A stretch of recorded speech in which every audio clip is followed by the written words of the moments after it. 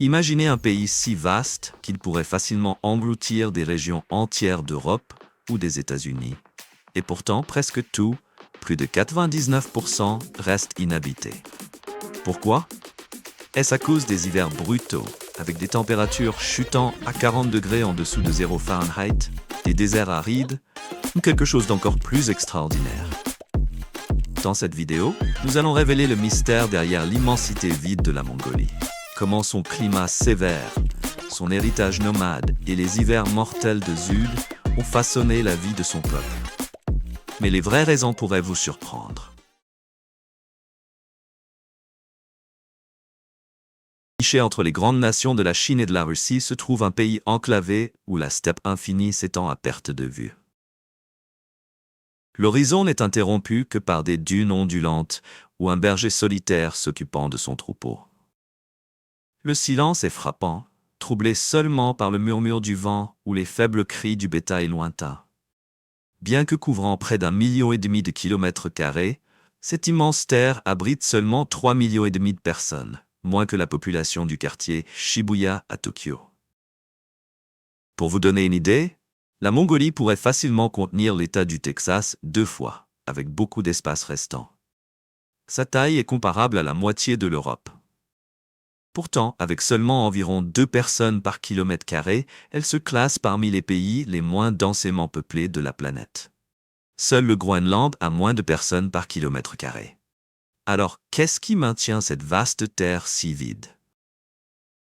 La Mongolie n'est pas juste un espace ouvert, c'est un pays d'extrêmes. Les hivers y sont brutalement froids, avec des températures chutant jusqu'à 40 degrés en dessous de 0 Fahrenheit. Les étés, quant à eux, atteignent l'autre extrême, avec des chaleurs grimpant jusqu'à 104 degrés Fahrenheit. Et puis, il y a l'isolement. Imaginez vivre à des centaines de kilomètres de l'hôpital le plus proche, de l'école, ou même d'un simple supermarché. Pour beaucoup, c'est impensable. Mais pour les Mongols, c'est juste la vie quotidienne. Pourtant, la Mongolie n'est rien de moins qu'inhospitalière. Ses habitants ont maîtrisé l'art de survivre dans ces conditions difficiles. La moitié d'entre eux vit dans la capitale animée ou Ulaanbaatar, tandis que l'autre moitié continue un mode de vie nomade qui a prospéré pendant des milliers d'années. Comment parviennent-ils à gérer cet équilibre? Et pourquoi la commodité moderne n'a-t-elle pas attiré plus de gens dans ses bras? Avant d'explorer comment vivent les Mongols d'aujourd'hui, nous devons parler du Zud, un désastre hivernal mortel capable d'anéantir des millions de bétail en une seule saison. Cela pourrait-il être la véritable raison pour laquelle la Mongolie reste si vide? Restez avec nous, car la réponse pourrait vous surprendre. Et si vous souhaitez nous soutenir, prenez juste 5 secondes pour appuyer sur le bouton s'abonner et activer les notifications. Nous avons encore plus d'histoires fascinantes à venir bientôt. Le Zud n'est pas juste un autre hiver rigoureux. C'est une catastrophe naturelle dévastatrice unique à la Mongolie, où les températures peuvent chuter à 40 degrés en dessous de 0 Fahrenheit. Les tempêtes de neige aveuglantes balayent la terre, et les prairies autrefois vitales, cruciales pour nourrir le bétail, se retrouvent piégées sous de lourdes couches de glace. Pour les éleveurs nomades de Mongolie, le Zud est plus qu'une lutte saisonnière. C'est une bataille pour la survie. Des familles entières peuvent tout perdre en une seule saison brutale. Selon un rapport du Programme des Nations Unies pour le développement en 2024, l'hiver de 2009 à 2010 a coûté la vie à 8 millions de bétail, 17% du troupeau total de la Mongolie.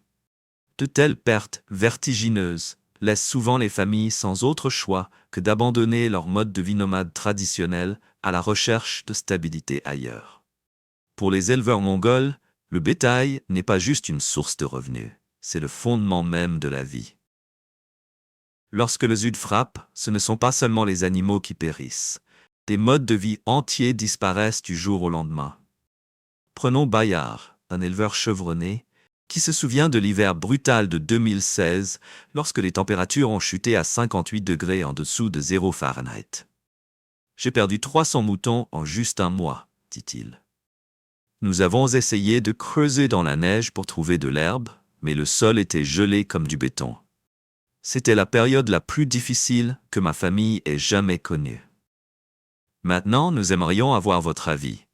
Pensez-vous que vous pourriez survivre aux hivers impitoyables de la Mongolie? Partagez vos pensées dans les commentaires ci-dessous. Bien que le Sud soit l'une des forces les plus dures qui façonnent l'avenir de la Mongolie, ce n'est pas la seule raison pour laquelle la plupart des gens vivent dans la capitale, tandis que la vaste campagne reste vide. La section suivante révélera l'histoire plus profonde. Dans un pays aussi vaste que la Mongolie, il est surprenant de découvrir que plus de la moitié de la population, plus d'1,6 million personnes, vit dans une seule ville. Bienvenue à Oulan-Bator, la capitale, la plus froide de la Terre, et le cœur vibrant de la vie moderne en Mongolie. Pour mettre cela en perspective, la population d'Oulan-Bator est similaire à celle de Philadelphie, et pourtant elle se trouve dans un pays 23 fois plus grand que le Texas.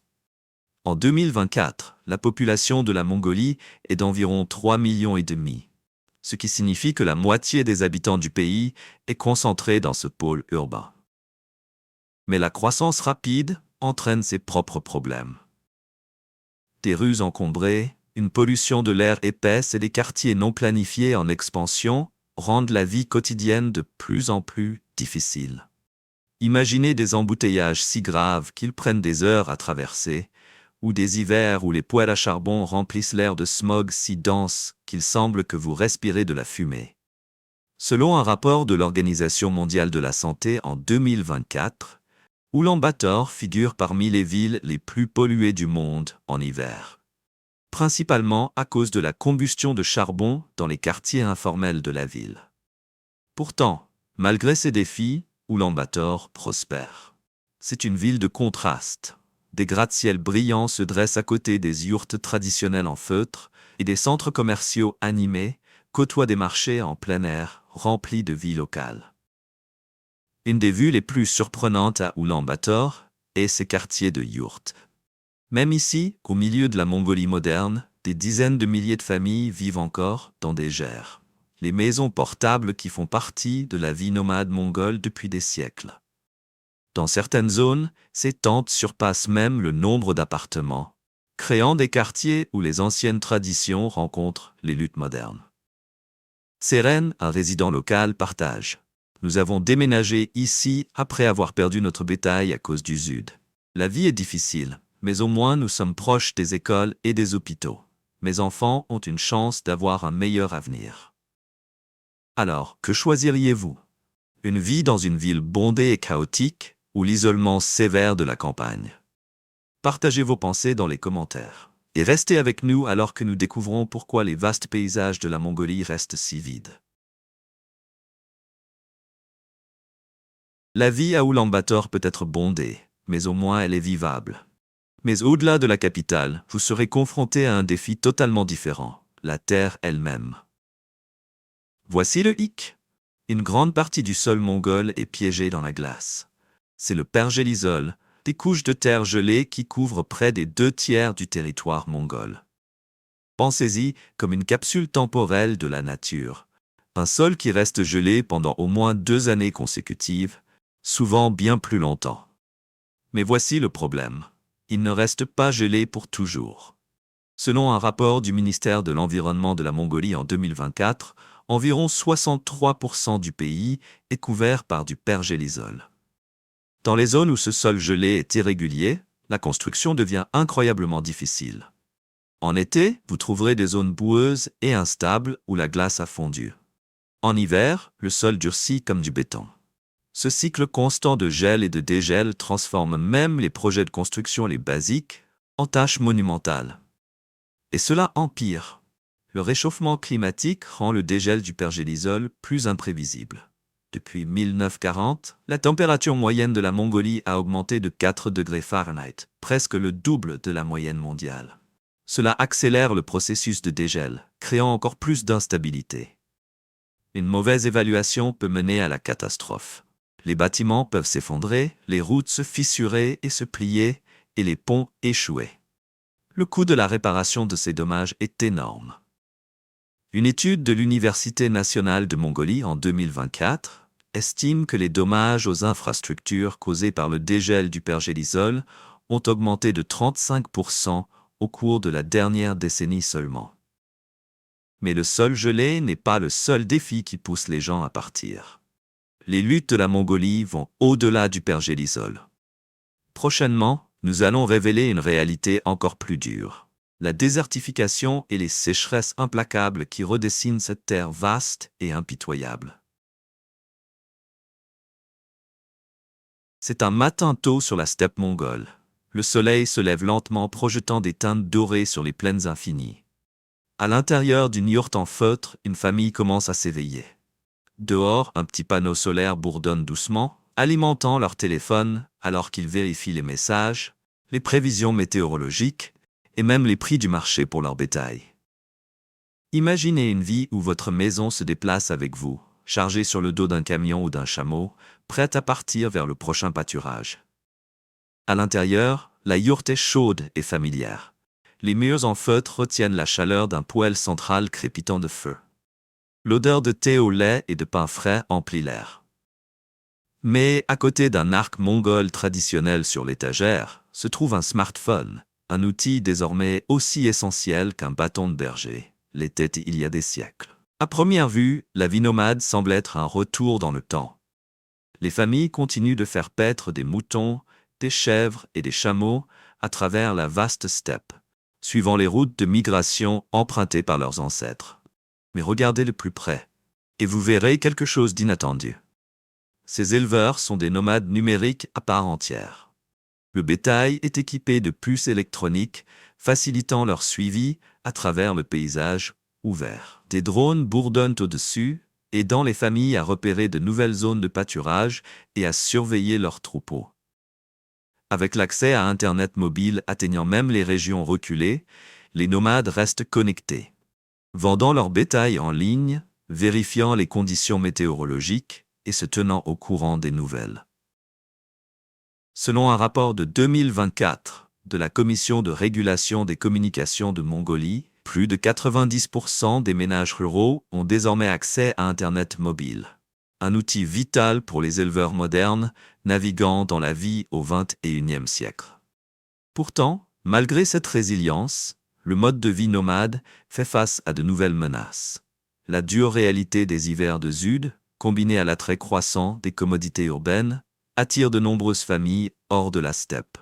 Chaque année, des milliers déménagent à Oulan-Bator ou dans des villes plus petites, échangeant leurs gerres contre des maisons permanentes. Hank Bayar, un éleveur dans la quarantaine, réfléchit à sa décision de partir. Après avoir perdu la moitié de mes animaux à cause du Sud, nous n'avons eu d'autre choix que de déménager en ville. Mes enfants sont plus heureux maintenant, ils vont à l'école tous les jours, mais la steppe me manque. C'est une vie qui disparaît. Le mode de vie nomade a perduré pendant des milliers d'années, s'adaptant aux extrêmes impitoyables de la steppe mongole. Mais aujourd'hui, son avenir est en jeu.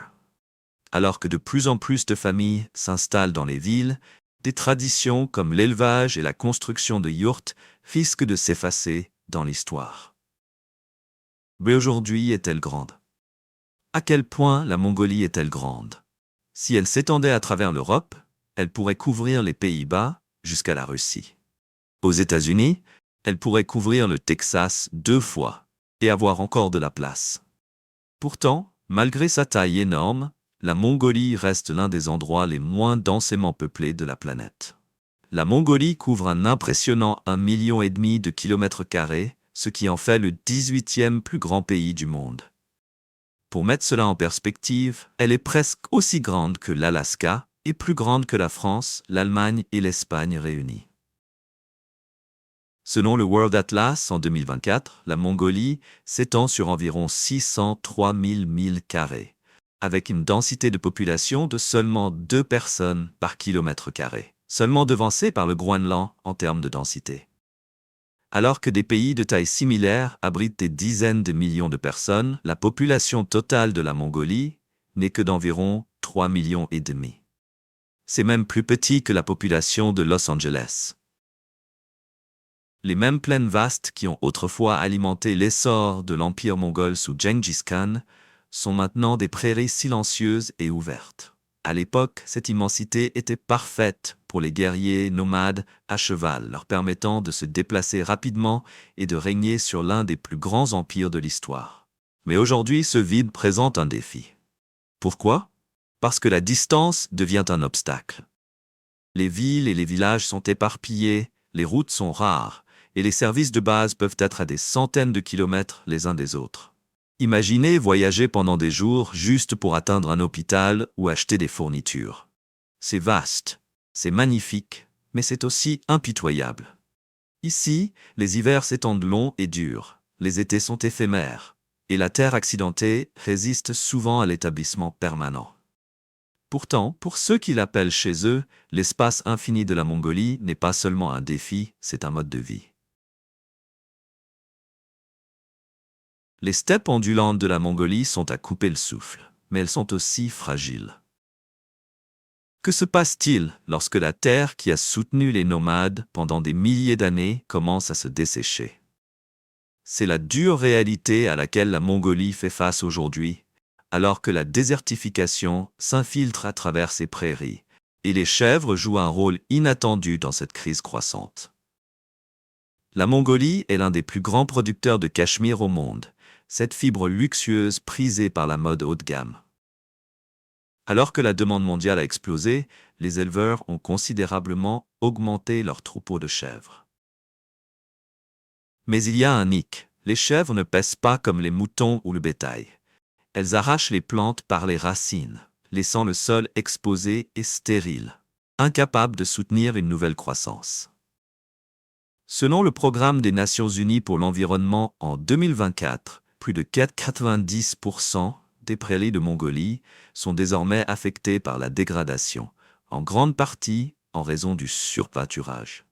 Pour répondre à la demande de cachemire, les éleveurs continuent d'élargir leurs troupeaux de chèvres. Ce qui commence comme une décision rentable devient rapidement insoutenable. Le résultat?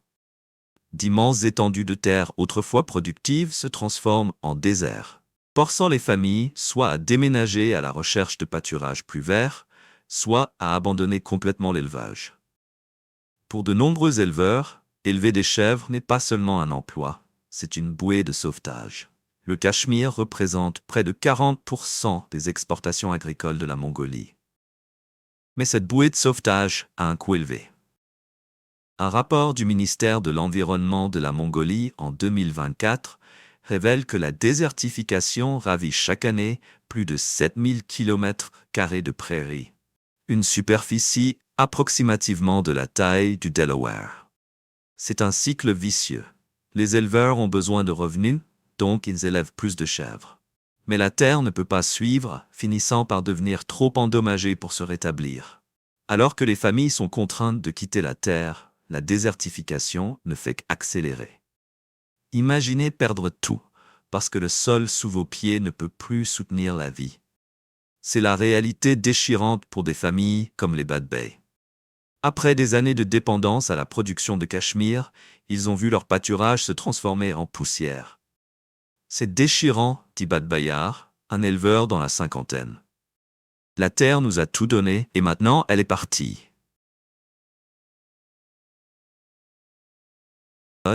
Également connu sous le nom de yourte, est le cœur de la vie nomade depuis plus de 3000 ans. Son design circulaire et ses murs épais en feutre sont conçus pour résister aux climats les plus durs de la Mongolie, des hivers glaciaux à la chaleur torride de l'été. Mais aujourd'hui, ce logement ancien n'est pas seulement destiné aux éleveurs. Il est devenu une attraction unique pour les voyageurs du monde entier. Ce qui était autrefois une simple tente de nomades est maintenant une icône culturelle, alliant tradition et expérience moderne. Les touristes peuvent désormais réserver des yourtes authentiques via des plateformes comme Airbnb, plongeant dans la riche histoire de la Mongolie tout en profitant de séjours confortables sur la vaste steppe.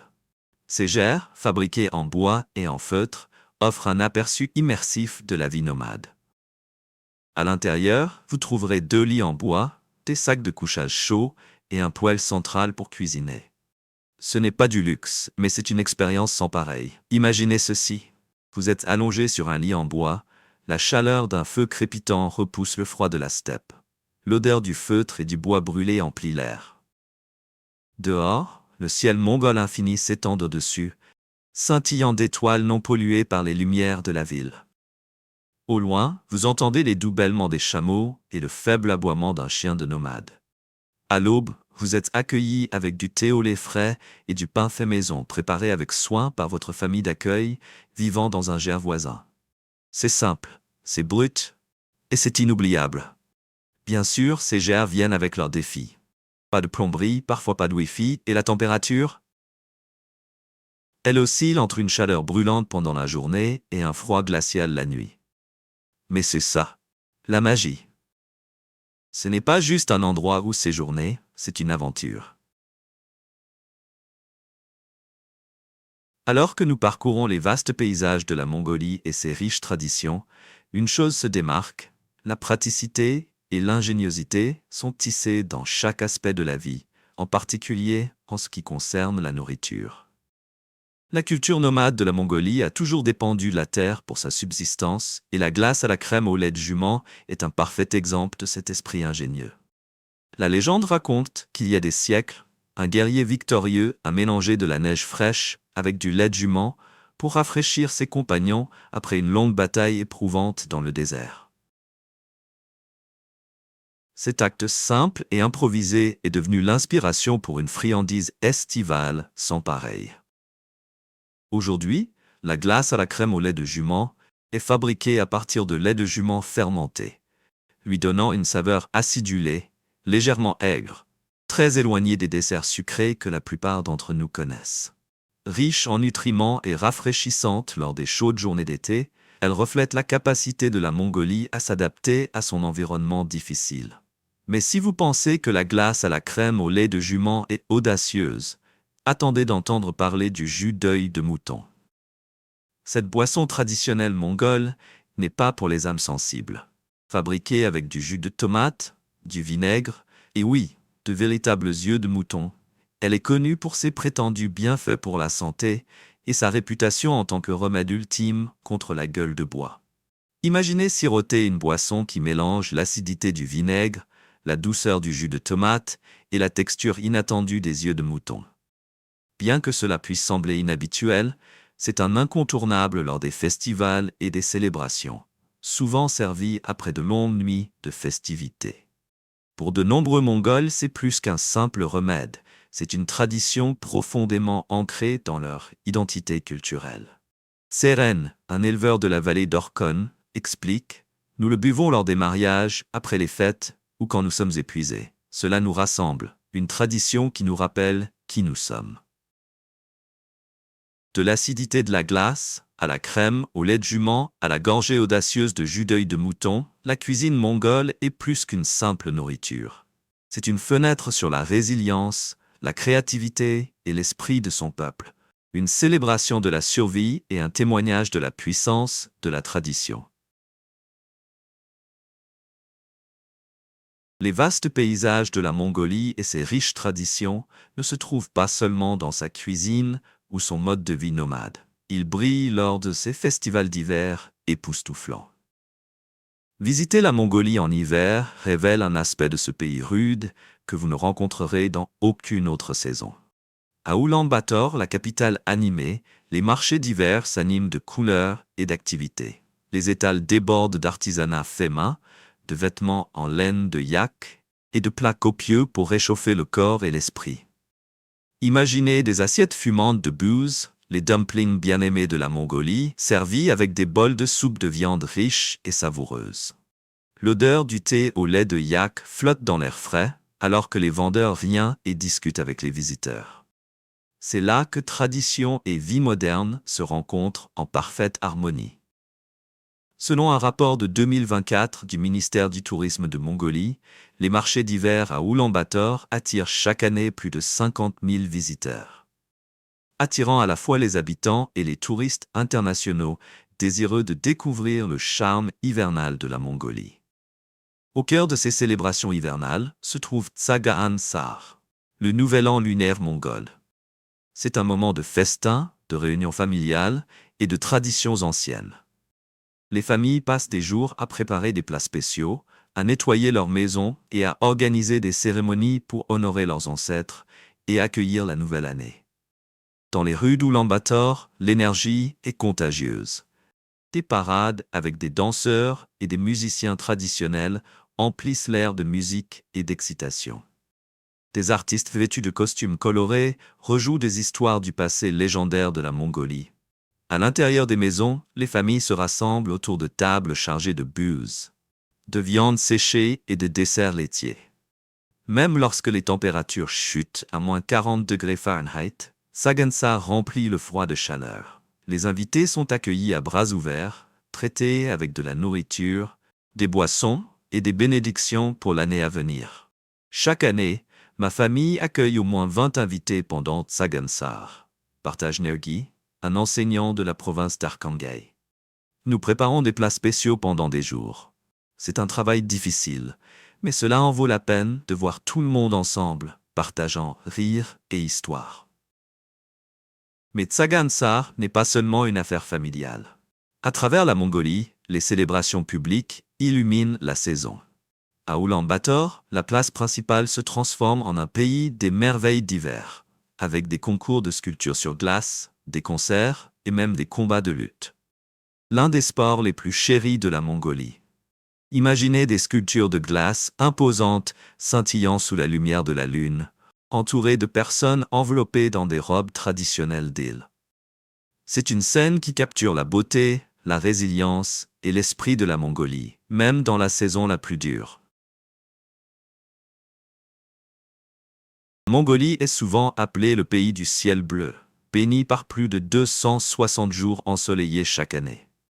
Sous ce vaste ciel ouvert se cache une profonde tradition spirituelle qui relie son peuple à la terre, aux cieux et à leurs ancêtres. Du bouddhisme au chamanisme, les croyances de la Mongolie sont aussi diverses et captivantes que ses paysages accidentés.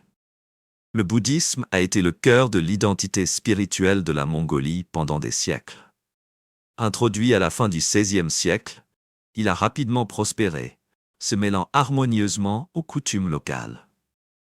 En 1586, le premier temple bouddhiste a été construit, marquant le début d'un changement culturel qui façonne encore la Mongolie aujourd'hui.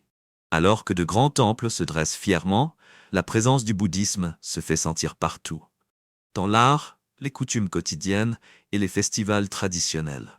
Des monastères parsèment le paysage, offrant des sanctuaires paisibles contre le terrain sauvage. Des drapeaux de prière flottent dans le vent, censés porter des bénédictions à travers la steppe. À Oulan-Bator, le monastère de Gandan, l'un des plus grands centres bouddhistes de Mongolie, abrite une statue imposante d'Avalokiteshvara, le bodhisattva de la compassion, mesurant plus de 26 mètres de haut. Mais le bouddhisme n'est qu'une partie de la tapisserie spirituelle de la Mongolie. Des croyances anciennes comme le chamanisme et le tanglisme prospèrent encore, ancrées dans le mode de vie nomade. Ces traditions reflètent un profond respect pour la nature, où chaque montagne, rivière et même le ciel a une signification spirituelle. Le tanglisme, l'ancien système de croyance des Mongols, se concentre sur l'harmonie avec la nature et le culte du ciel bleu éternel, connu sous le nom de Tengri. Il incarne la dépendance des nomades à la terre, avec des rituels et des offrandes destinés à maintenir l'équilibre et à chercher protection. Les chamans servent de guide entre le monde humain et le royaume spirituel. À travers des rituels impliquant des tambours, des chants et des danses sacrées, ils cherchent la sagesse des ancêtres et des esprits de la nature, offrant des conseils et des guérisons à leur communauté. Les croyances spirituelles en Mongolie vont au-delà des temples et des rituels. Elles façonnent la vie quotidienne. Les superstitions transmises de génération en génération influencent la manière dont les gens interagissent avec le monde, leur rappelant leur profonde connexion à la Terre et aux forces invisibles qui les entourent. Alors que nous avons exploré les vastes paysages de la Mongolie, son peuple résilient et ses traditions profondément ancrées, une chose est certaine, c'est un pays où le passé et l'avenir se rencontrent. De l'héritage de Gengis Khan aux pressions de la vie moderne, la Mongolie se trouve à un tournant. L'histoire de la Mongolie commence avec son empire, une nation qui a autrefois régné du Pacifique à l'Europe de l'Est. C'était une époque de pouvoir inégalée, bâtie sur la force des nomades et leur profonde connexion à la terre. Mais l'histoire n'a pas toujours été clémente. Des siècles de domination étrangère et de lutte économique ont laissé leur empreinte, poussant la Mongolie dans l'ombre de ses puissants voisins. Aujourd'hui, la Mongolie est un pays qui se redéfinit. Une nation indépendante forgeant son chemin dans un monde en rapide évolution. À Oulan-Bator, des gratte-ciels modernes s'élèvent au-dessus des rues animées, tandis qu'au-delà de la ville, des nomades continuent de parcourir la steppe comme ils l'ont fait pendant des siècles. Pourtant, si l'histoire de la Mongolie a montré quelque chose, c'est que c'est une terre de résilience. De la survie aux hivers les plus durs, à la prospérité dans l'un des environnements les plus extrêmes du monde, les Mongols ont toujours trouvé un moyen de perdurer. Le changement climatique menace leurs prairies et l'urbanisation attire de plus en plus de gens loin de la steppe, mais leur esprit reste intact. Selon un rapport de 2024 du ministère de l'Environnement de la Mongolie, plus de 20% de la population a adopté des pratiques durables, telles que des gerres alimentées par énergie solaire et des techniques de pâturage améliorées, pour lutter contre la désertification et réduire la pression environnementale. Que ce soit en alliant tradition et technologie ou en découvrant de nouvelles façons de protéger leur terre natale, le peuple mongol continue de s'adapter, d'innover et de perdurer, comme il l'a toujours fait. Si vous avez aimé la vidéo d'aujourd'hui, n'hésitez pas à cliquer sur le bouton j'aime et n'oubliez pas de vous abonner à la chaîne. Votre soutien compte énormément pour nous. Cliquez sur la vidéo qui apparaît actuellement sur votre écran. Je suis sûr que ce contenu va vous plaire. Dites-nous en commentaire quel pays vous aimeriez voir présenté sur notre chaîne.